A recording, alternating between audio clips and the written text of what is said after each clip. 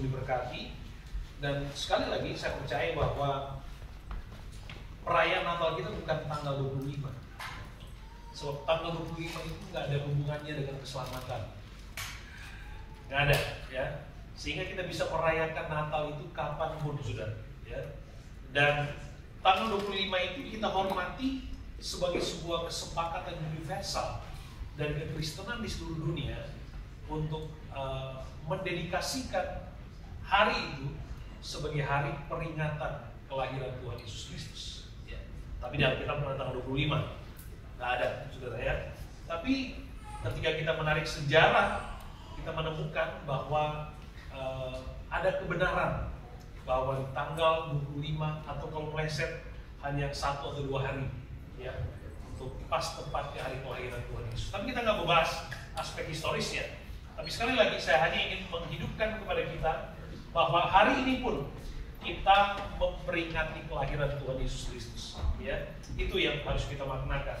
Nah, kita ada di tempat yang baru hari ini karena kita diberikan kesempatan untuk mencoba tempat-tempat yang lain. Ya, daripada saya tadi tetap usir untuk hari Minggu ini kan nggak enak, dong.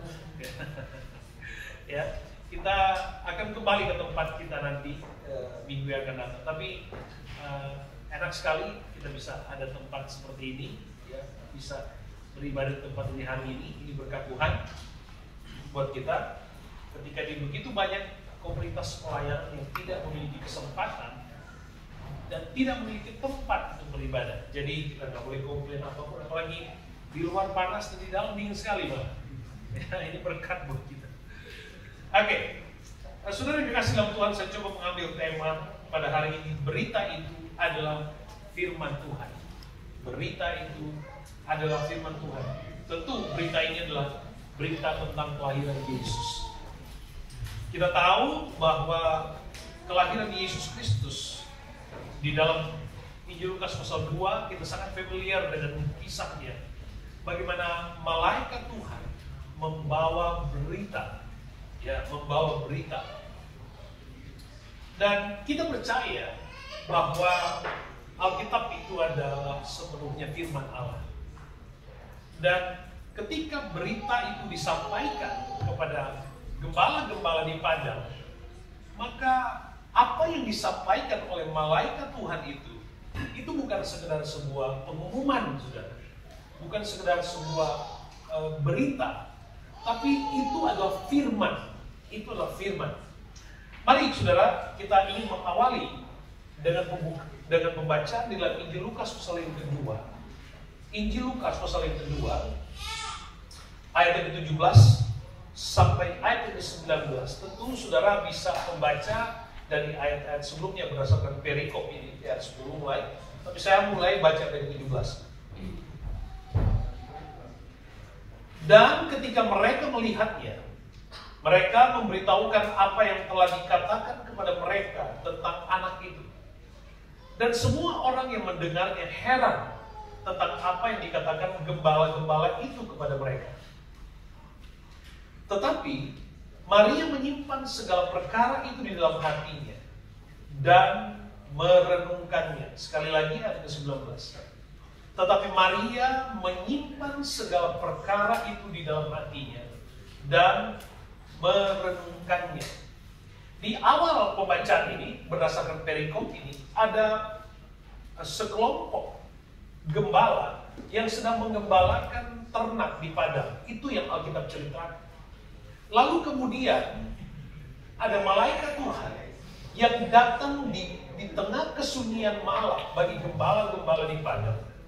Dan malaikat itu memberitakan kesukaan besar bagi seluruh dunia. Itu berita. Akan ada kesukaan besar bagi seluruh dunia bahwa hari ini telah lahir bagimu Kristus Yesus di kota Daud.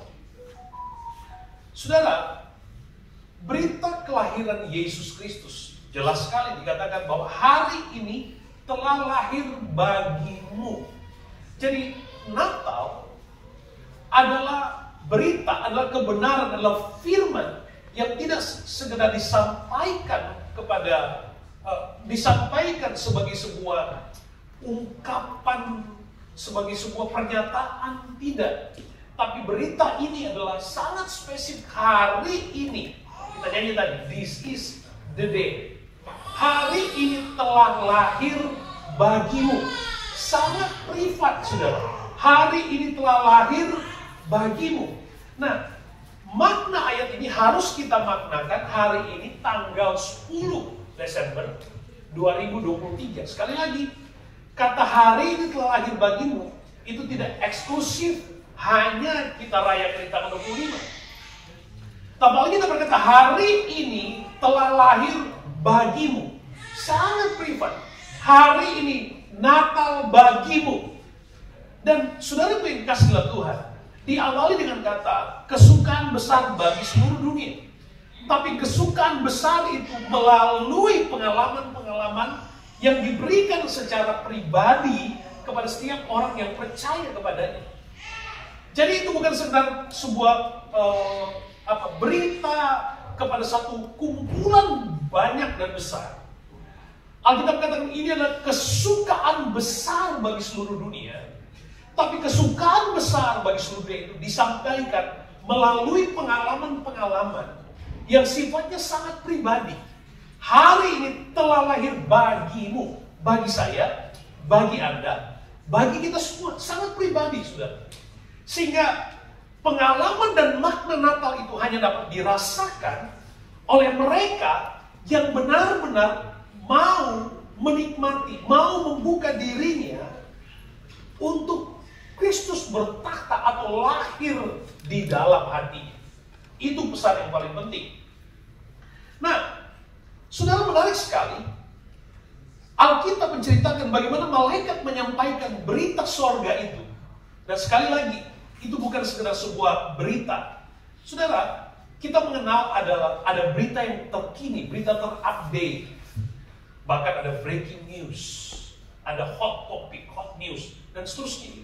Tapi berita yang kita lihat itu hanya terupdate pada hari ini. Besok itu akan hilang, karena besok akan adalah berita yang terbaru, dan seterusnya.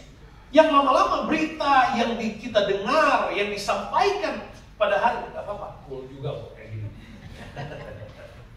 Ya.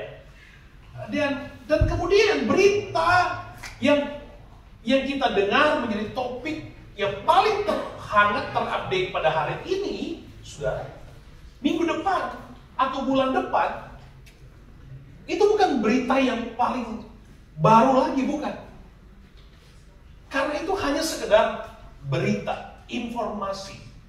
Sudah, informasi. Diistilahkan news, north, east, south, west, itu news. Disampaikan, tapi kelahiran Tuhan, berita tentang kelahiran Yesus adalah berita kehidupan yang tidak pernah ditelan dengan waktu, yang tidak pernah dapat disembunyikan oleh keadaan dan situasi dunia apapun juga. Ya, di Indonesia atau di tempat-tempat tertentu ada istilah kalau ada situasi yang hangat terjadi, kemudian akan dimunculkan berita yang lain, istilahnya pengalihan isu. Ya, ada pengalihan isu supaya berita yang sebelumnya panas itu bisa tertutupi dengan berita yang lain. Tapi peristiwa kelahiran Yesus tidak pernah dapat ditelan dengan keadaan dan situasi dunia apapun juga.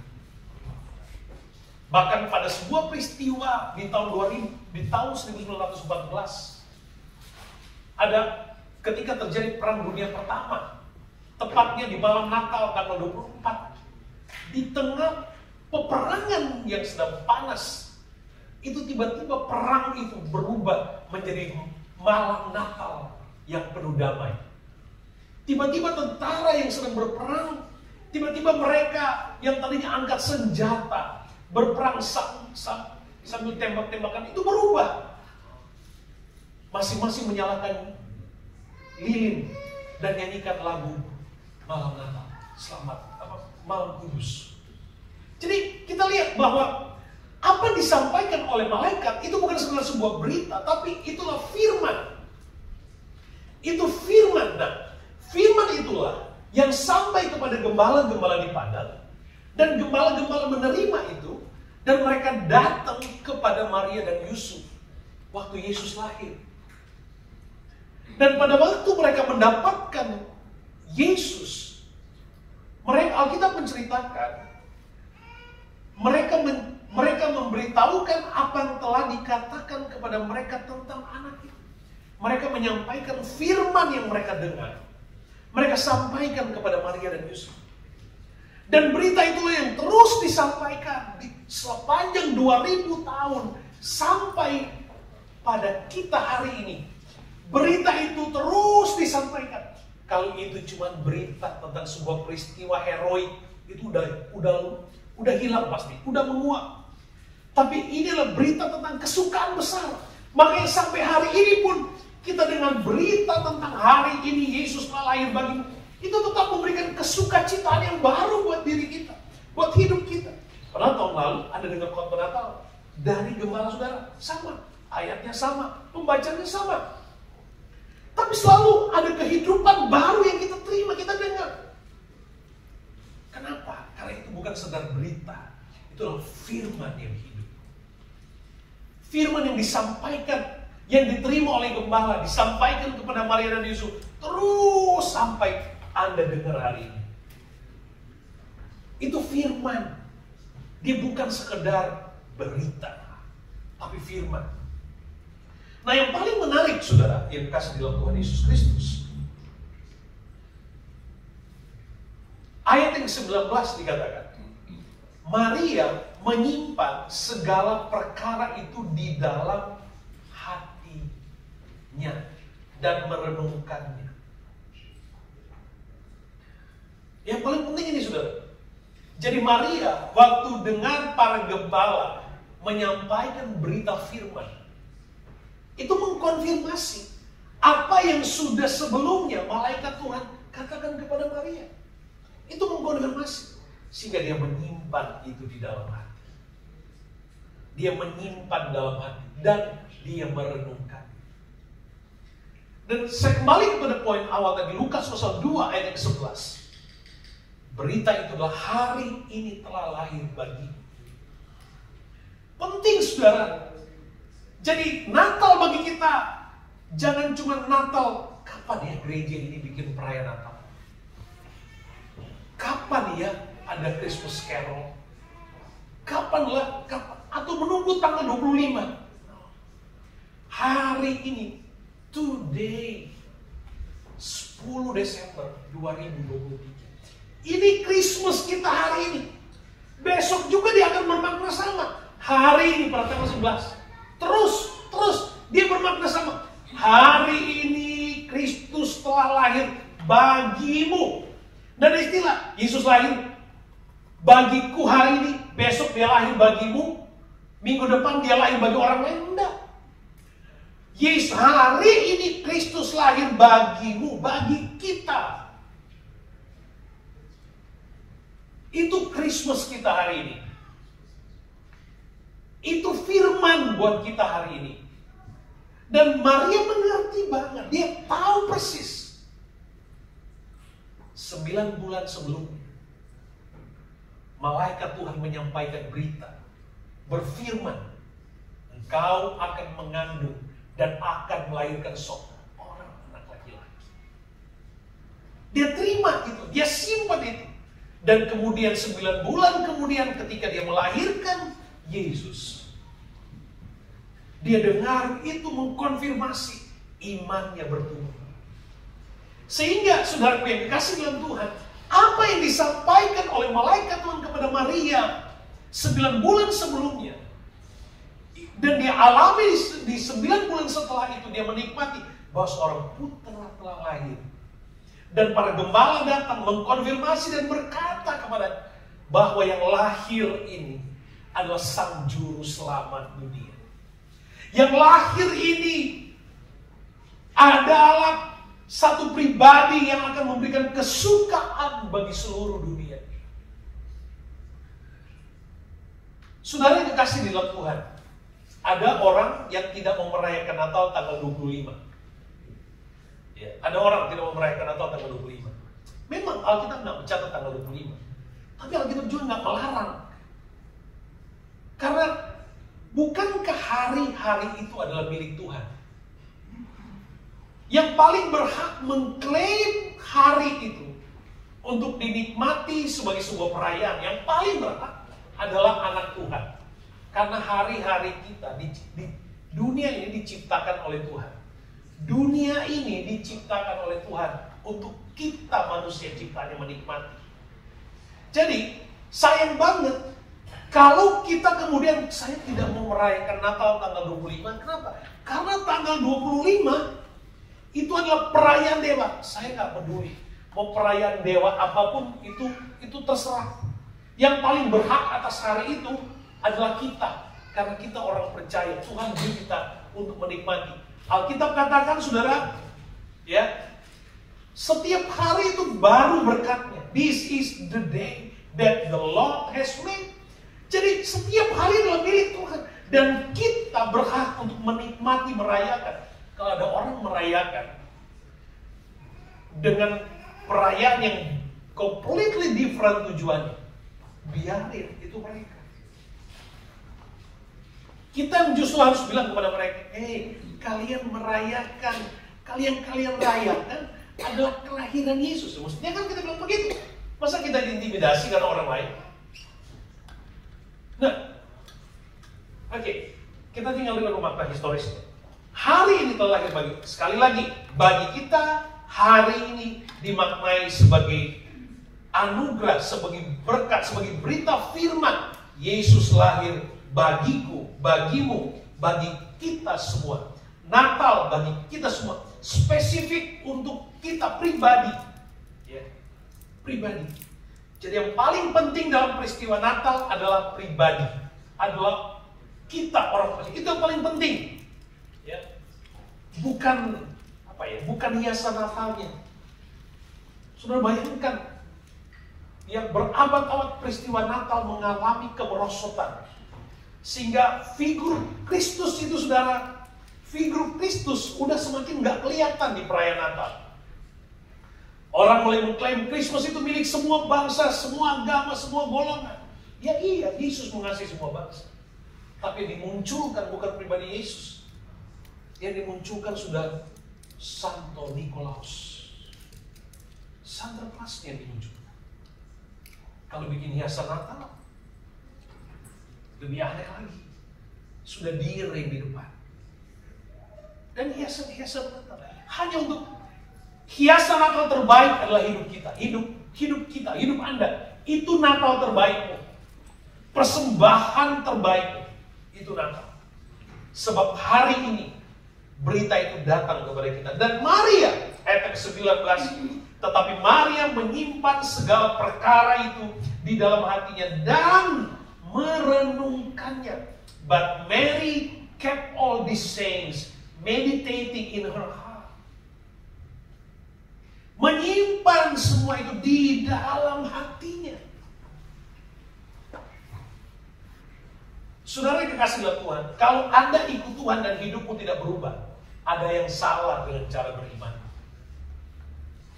Kalau Anda percaya Tuhan, ikut Tuhan, katakan Anda orang Kristen, percaya Tuhan, tapi hidup nggak pernah berubah, ada yang salah pasti. Ada yang salah dengan cara beriman.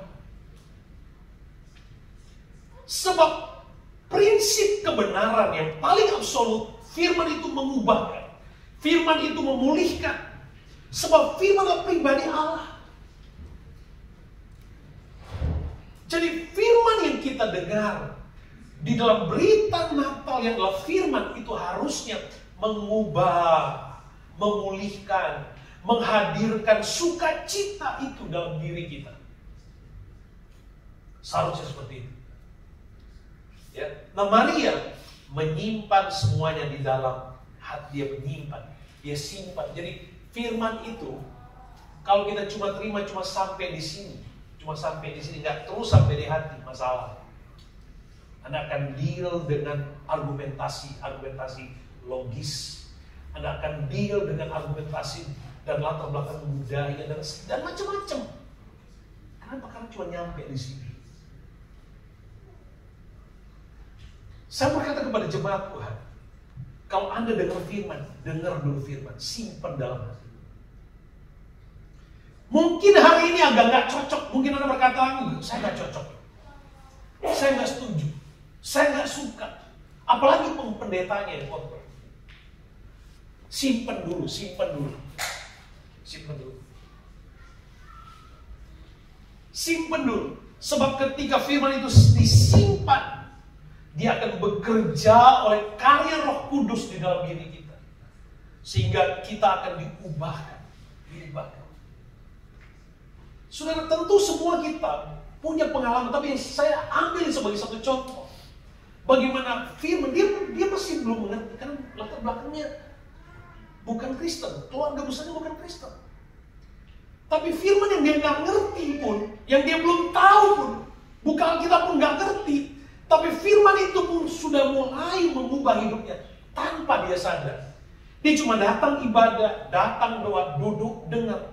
Tapi firman itu telah mengubah, memulihkan hidup kita.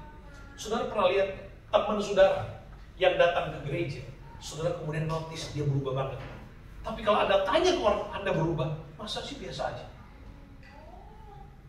Kenapa? Karena ada firman yang mengubah hidupnya. Ada Roh Kudus yang memulihkan seseorang. Makanya saudara suka atau tidak suka itu soal yang simpan dulu. Saudara sama, kita ini makan nasi, saudara. Nasi itu kalau kita mau tanya selera, dari kecil nasi itu tetap putih, gitu aja kan dari dulu. Kita makan nasi dari dulu. Nggak ada keren-kerennya, rasanya juga sama. Iya kan? Tapi kita bisa bilang no rice, no power. Iya kan? Ada yang makan roti juga gitu. Roti tuh nggak keren gitu aja, paling cuma tambahin keju, coklat. Gitu-gitu aja tuh, nggak ada sesuatu yang menarik. Tapi tubuh ini butuh tuh. Hidup kita ini butuh makan. Kita tetap makan aja tuh. Kalau nggak ada nasi kita nyari. Coba jujur sama diri kita. Kita ini butuh keselamatan. Benar apa betul? Kita ini butuh keselamatan. Setiap hari kita doa minta berkat yang paling baik lagi. Kita jujur nggak? Ukur kebutuhan kita tentang Tuhan. Sama nggak? Kalau kita ambil yang paling ekstrim aja. Padahal nggak ada bandingannya. Kira-kira adil nggak? Saudara bandingkan kebutuhan saudara tentang hal-hal spiritual dengan kebutuhan Anda untuk makan. Nasi, roti. Adilkah kita? Adil nggak? Kita masih anggap biasa, nggak kebaktian, nggak doa, nggak gereja. Kita masih anggap nggak apa-apa. Saya masih tetap hidup. Tapi kalau cuma nggak makan 2 hari, bukan puasa, memang nggak makan. Ngomel, marah, panas. Ada orang melakukan kejahatan, kalau ditanya, kenapa kamu melakukan itu? Kenapa? Lapar. Makanya tidak salah kita berkatakan berbahagialah mereka yang lapar dan haus akan Tuhan. Simpan dulu. Simpan berita firman itu kita simpan. Makanya Maria, dia dengar, dia simpan di dalam hati. Kata menyimpan di dalam hati, menyimpan segala perkara di dalam hati, di dalam bahasa aslinya itu berarti menjaga, mengamati, melestarikan. Kalau kita hanya menangkap kata menyimpan, kita nyimpan barang di lemari. Nanti tahun depan kita buka lagi. Itu simpan. Kita simpan barang kita suka, kita simpan. Kita tahu dia aman, tapi nggak pernah kita lihat, enggak. Itu simpan. Kita cuma tahu barang itu ada di situ. Tapi yang dimaksud menyimpan dalam hati itu juga menjaga, mengamati. Dia taruh, dia buka lagi. Tutup. Dia buka lagi. Itu dia mengamati. Dia nyimpan, dia jaga. Itu yang dimaksud dengan menyimpan di dalam hati. Sehingga nggak ada alasan. Oh, iya om, saya nyimpan kok. Nyimpan. Coba tanya saudara, banyak orang suka yang kita ingat kalau dengar khotbah, kadang-kadang kita ingat apa? Bercandaannya, bukan?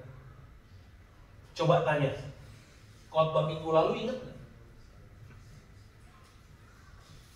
Khotbah 2 minggu lalu ingat nggak? Katanya, apa ya? Itu kan yang khotbah si pendeta ini kan? Apa ya? Ya pokoknya waktu itu yang dia ngomong yang dia ingat lucunya. Nah, Natal bagi kita adalah hari ini telah lahir bagimu. Ini sebuah kunjungan yang sangat privat dari Tuhan buat kita. Dan bagaimana kita mengalami makna Natal itu harus tergantung bagaimana kita menyimpan, simpan dan renungkan. Beberapa waktu yang lalu Om Bastian pernah menjelaskan tentang meditating, merenungkan firman itu. Seperti seekor lembu yang dia simpan, kalau dia tidur, dia keluarin lagi, dia kunyah lagi. Itu yang namanya meditating. Menyimpan di dalam hati.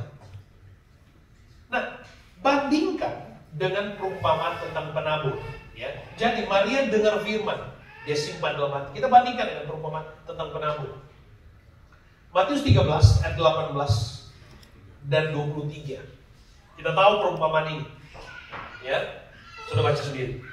Ada perumpamaan penabur yang menabur benih, dan waktu dia menabur benih, ada benih yang jatuh di pinggir jalan. Jatuh di pinggir jalan. Ya. Tapi kemudian benih itu dicuri karena dia ngerti. Tapi ada benih juga yang jatuh di tanah yang berbatu-batu. Tanah yang berbatu-batu. Nah, karena jatuh di tanah berat, jadi benih itu tidak berakar. Tidak berakar, akhirnya mati. Ada benih yang jatuh di tengah semak belukar. Tumbuh hanya sebentar, tapi tiba-tiba dihimpit oleh semak belukar, mati. Nah, maknanya yang jatuh di pinggir jalan artinya dia dengar tapi nggak ngerti, dirampas. Yang kedua, dia jatuh di tanah yang berbatu. Dia dengar dengan gembira tapi nggak berakar. Dia dengar firman tapi dia nggak terus, dia nggak nyampe di hati. Ada orang Kristen kayak gitu, dia dengar firman, dia suka firman tapi nggak nyampe di hati, dia nggak nyimpen, sehingga nggak kuat. Begitu ada masalah, dia tinggalkan Tuhan. Saudara pernah lihat itu nggak? Ada orang Kristen yang tadinya setia banget, rajin melayani, suka di gereja, tapi ketika dia mengalami satu keadaan di hidupnya, tiba-tiba dia left. Dia tinggalkan gereja, tiba-tiba dia marah sama Tuhan. Karena nggak berakar. Ada lagi yang jatuh di semak duri. Dikatakan benih itu tumbuh di semak duri. Tapi kemudian dia terhimpit oleh kekhawatiran dunia dan tipu daya kekayaan. Tumbuh. Tapi dihimpit oleh hal-hal duniawi. Akhirnya nggak tumbuh dan tidak berbuah. Tetapi kemudian ada yang keempat, ada benih yang jatuh di tanah yang subur. Waktu dia jatuh di tanah yang subur, ini benih tumbuh dan dia berbuah 100 kali ganda, 60 kali ganda, 30 kali ganda. Itu yang dimaksud dengan terima firman, simpan dalam hati, kemudian direnungkan. Itu artinya benih itu jatuh di tanah yang subur. Baru fair bicara tentang Tuhan jawab, Tuhan dengar, Tuhan bela, itu baru fair. Ada sedikit hak di situ kita. Tuhan, aku udah memberi segala. Dan Tuhan senang dengan orang yang challenge Tuhan. Karena dia sudah melakukan yang terbaik dari hidup. Tuhan senang sebenarnya. Tapi jangan minta ke Tuhan, mintanya matahari sebenarnya. Keren banget. Tapi kita nggak bisa deal dengan baik, bicara ibadah, doa, dan seterusnya. Saudara, ada banyak peristiwa yang menakutkan sedang terjadi hari-hari ini. Pada akhirnya tempat kita bergantung cuma Tuhan, gak ada yang lain. Hari-hari ini begitu banyak peristiwa yang mungkin belum nyampe ke telinganya. Itu berita. Yang pada akhirnya tempat kita terbaik untuk berlindung hanya Tuhan. Gak ada tempat lain. Gak ada yang lain. Makanya gereja harus benar-benar mau menyimpan firman. Natal kita adalah Natal tentang kita menyimpan firman. Dan merenungkan itu dengan baik. Merenungkan itu dengan baik. Dan Alkitab berkata di dalam pembacaan yang sudah kita baca tadi, dia akan mengalami multiplikasi dalam pengalaman spiritualitasnya dengan Tuhan. Mazmur pasal 1 ayat 2 dan 3. Tetapi yang kesukaannya ialah Taurat Tuhan, dan yang merenungkan Taurat itu siang dan malam. Ia seperti pohon yang ditanam di tepi aliran air, yang menghasilkan buahnya pada musimnya, dan yang tidak layu daunnya, apa saja yang diperbuatnya berhasil. Di terjemahan lain lebih enak, sudah. Ya. The law of the Lord makes them happy. Jadi itulah keuntungan orang merenungkan firman, yang suka dengan firman. Jadi firman itu, the law of the Lord makes them happy, mendatangkan kesukaan. Orang yang merenungkan firman, dan firman itu akan bertransformasi menjadi pengalaman yang dalam di dalam diri kita, sehingga akan ada kesukaan. Itu firman. Jadi firman yang Anda dengar, yang kita dengar, itu mendatangkan kesukaan. Sehingga Alkitab berkata, maka orang yang merenungkan firman, di mana firman itu mendatangkan kesukaan, ia akan seperti pohon yang ditanam di tepi aliran air, yang menghasilkan buahnya pada musimnya, yang tidak layu daunnya, apa saja yang diperbuatnya berhasil. Orang yang merenungkan firman, menyimpan firman dan merenungkan firman, ia akan seperti pohon yang tumbuh di tepi aliran air, yang tidak akan pernah dapat dipengaruhi oleh season apapun juga. Dia akan tetap tumbuh. Dia nggak akan layu. Dan hari ini saya berkata, Anda akan ingat pesan saya hari ini. Ketika dunia semakin keras dan berat, tantangan itu akan semakin, yang kita lihat dunia semakin panas, Anda akan ingat firman Tuhan hari ini. Tempat terbaik bagi kita untuk bersandar hanyalah Tuhan. Makanya terima, dengar, tangkap kebenaran firman itu. Anda dengar hari ini telah lahir bagimu, bagi Anda dan saya, semua tidak terkecuali. Itu hubungannya sangat pribadi. Bukan saja dikatakan hari ini telah lahir bagi GPD Brisbane. No. Telah lahir bagimu. Bagimu itu mengandung arti hanya mereka yang mau menyimpan dan merenungkannya, yang benar-benar dapat mengalami makna, berkat, dan kekuatan dari Natal itu. Hanya mereka. Kalau kita belum nyampe ke sini, berarti Natal kita baru sampai pada hiasan Natal. Saudara, coba sudah keliling kota Brisbane, ya, lihat ada lampu-lampu Natal, bahkan dilombakan di setiap kota. Hiasan Natal. Sudah tahu nggak? Ada banyak rumah-rumah yang ada hiasan Natal, lampu-lampu Natal yang keren. Mereka spending uang puluhan ribu, tapi mereka nggak ke gereja. Mereka mungkin sini bukan orang Kristen. Nah, perayaan kita nggak boleh hanya sampai pada ornamen seperti itu. Perayaan kita harus perayaan yang betul-betul dimaknai dalam. Natal kita hari ini harus berbeda dengan Natal tahun lalu. Natal kita hari ini harus lebih dewasa dari Natal tahun lalu. Berita Natal yang datang kepada kita harus menjadi makanan yang lebih membuat kita dewasa daripada tahun yang lalu. Tahun yang lalu itu pengalaman berbeda, tapi progresivitas kehidupan spiritual kita harus bertumbuh. Ini berita Natal. Ini kualitas kehidupan Anda. Sekali lagi, beritanya mungkin, materinya, narasinya sama, tapi kuasanya selalu baru.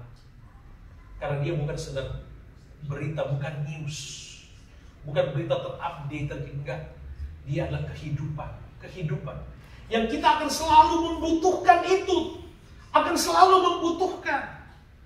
Hari ini telah lahir sejak 2000 tahun yang lalu, ini ayat sudah dibacakan. Hari ini telah lahir bagimu. Dan ini menjadi kebutuhan. Yang akan terus-menerus menjadi kebutuhan. Menghidupkan gereja. Hari ini telah lahir bagimu Kristus Yesus di kota. Hari ini. Tetap tahun depan kita akan baca yang sama. Dan seterusnya sampai Tuhan Yesus datang. Itu firman. Jadi kita dengar firman, saudara, kita dengar firman hari ini. Kita menangkapnya sebagai sebuah kehidupan. Firman yang mengubahkan, firman yang menghidupkan. Yosua pasal 1 ayat ke-8 berkata begini. Yosua pasal 1 ayat ke-8, janganlah engkau lupa memperkatakan kitab Taurat, artinya firman, tetapi renungkan itu siang dan malam, supaya engkau bertindak hati-hati sesuai dengan segala yang tertulis di dalamnya. Sebab dengan demikian perjalananmu akan berhasil dan engkau akan beruntung. Jadi, kalau cuma berita, cuma news, bisa kita lupakan karena akan ada berita baru. Tapi karena ini firman, Alkitab katakan renungkan. Renungkan firman itu siang dan malam. Supaya anak-anak muda, kalau Anda hidup dengan firman, firman itu ada di dalam hati. Bercanda yang canda negatif pun enggak berani keluar dari mulut.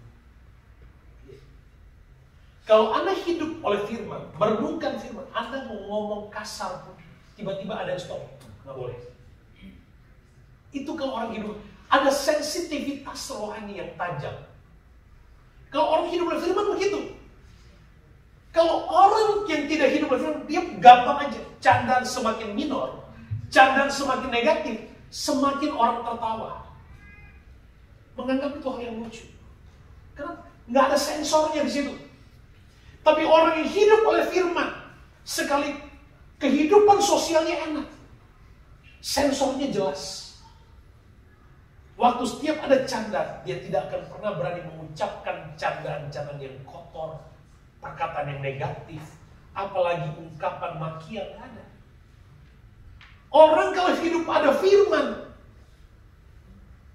bahkan marah sedikit pun, nggak boleh marah. Kita membenarkan marah, tapi nggak boleh sampai matahari terbenam. Ya. Tapi jangan jadi alasan. Mau bilang boleh marah. Iya, saya lupa malam waktu tidur. Besok saya marah lagi. Enggak. Jadi firman akan mengubahkan kita. Berita Natal adalah firman. Firman, ungkapan malaikat itu firman. Dan saudara yang kasih di dalam Tuhan, sekali lagi saya mau tegaskan apa yang saya katakan di awal. Tuhan nggak perintahkan kita rayakan Natal. Enggak. Ini bentuk ekspresi penghormatan kita. Dan tradisi kekristenan yang membuat Natal itu menjadi meriah. Nggak apa-apa. Tapi jangan bergeser dari pesan imannya. Itu yang paling penting. Boleh aja, saudara mau pasang lampu yang harga miliar, kalau ada duit, mau suka silakan. Tapi jangan merampas tujuan dari Natal. Itu yang paling penting. Yang diperintahkan Alkitab adalah Paskah. Yesus katakan, lakukanlah ini setiap hari untuk mengingat pengorbananku di kayu salib. Itu. Jadi perayaan atau hari raya terbesar orang Kristen itu di Easter, di Paskahnya. Natal gak apa-apa, itu tradisi yang harus dihormati. Banyak sekali orang bertobat karena ibadah Natal, jadi gak ada yang salah, gak apa-apa. Boleh aja. Tapi saya mau katakan kepada saudara, Natal itu, saudara jangan kaget, saudara. Kalau di daerah tertentu itu sampai akhir Januari itu orang masih bikin Natal. Makanya fanatisme kita bukan kepada tanggal 25-nya, bukan. Kalau saudara ke daerah kami di ujung utara Indonesia, udah tahu tempatnya ya. Begitu bulan September, lagu Natal itu mulai terdengar, saudara. Dan itu bisa sampai Februari minggu pertama. Karena minggu terakhir Januari itu ada istilah kuncikan, tutup perayaannya. Tapi kantor masih ibadah Natal minggu pertama Februari. Bayangin saudara, tradisi ini kuat sekali. Dan saudara, perayaan Natal di bulan Desember di daerah di kantong-kantong Kristen di Indonesia, ini menjadi teguran keras buat kita untuk doakan saudara. Karena makna Natal bergeser semakin jauh. Semakin jauh. Ya, itu yang saya katakan tadi. Figur Kristus itu sudah bukan lagi kepada berfokus pada Kristus yang lain, enggak. Hidup hedonis itu udah benar-benar luar biasa. Saya tidak sedang menghakimi, tapi fakta itu. Waduh. Tapi saya nggak katakan kesederhanaan Natal itu bukan berarti kemiskinan. Bukan, jangan salah. Kesederhanaan dalam perayaan Natal bukan harus dirayakan menunjukkan rasa miskinnya, enggak. Berikan yang terbaik buat Tuhan. Apa yang kita bisa buat dong sama Tuhan. Itu penghormatan. Tapi tujuannya harus jelas. Rayakan Natal. Yesus lahir. Itu penting. Lahir bagimu. Lahir bagi Sang Juru Selamat. Lahir bagimu.